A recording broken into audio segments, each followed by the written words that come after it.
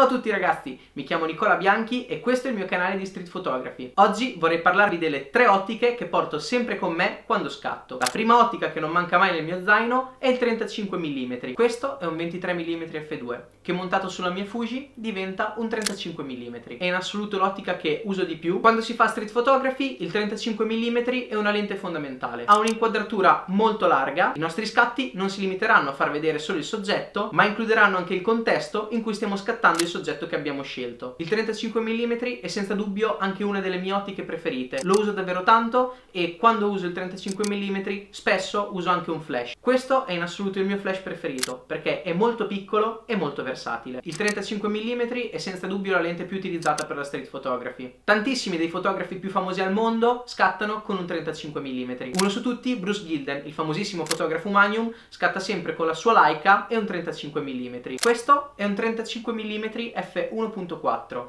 che montato sulla mia Fuji diventa un 50 mm. In generale penso che sia la lente più utilizzata per la fotografia e non solo per la street photography, perché il 50 mm più o meno corrisponde al campo visivo umano e in qualche modo l'inquadratura che ci dà è equivalente a quello che siamo abituati a vedere. Rispetto al 35 mm, il 50 mm ci permette di isolare meglio il soggetto, quindi sicuramente è più facile scattare foto più belle con il 50 mm rispetto al 35, perché in generale ci permetterà di inquadrare meglio il soggetto e avere meno problemi con lo sfondo. Questo è un 50 mm f2 che montato sulla mia Fuji diventa un 75 mm. Secondo me il 75 mm è un'ottica fantastica per la street photography perché ci permette di catturare i soggetti senza avvicinarci troppo e quindi in qualche modo senza disturbare la scena. L'esempio che vedete è scattato con un 75 mm Fujifilm e come potete immaginare non sarebbe possibile avvicinarsi così tanto al soggetto senza che il soggetto se ne renda conto con un 35 mm.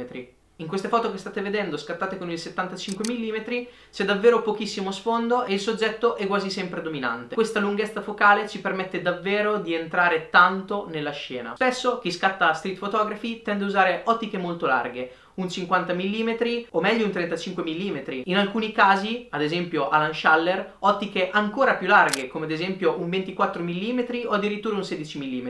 E a questo punto so già che tutti vi starete chiedendo dove metto tutte queste ottiche quando faccio street photography, quindi con l'assistenza della mia regia.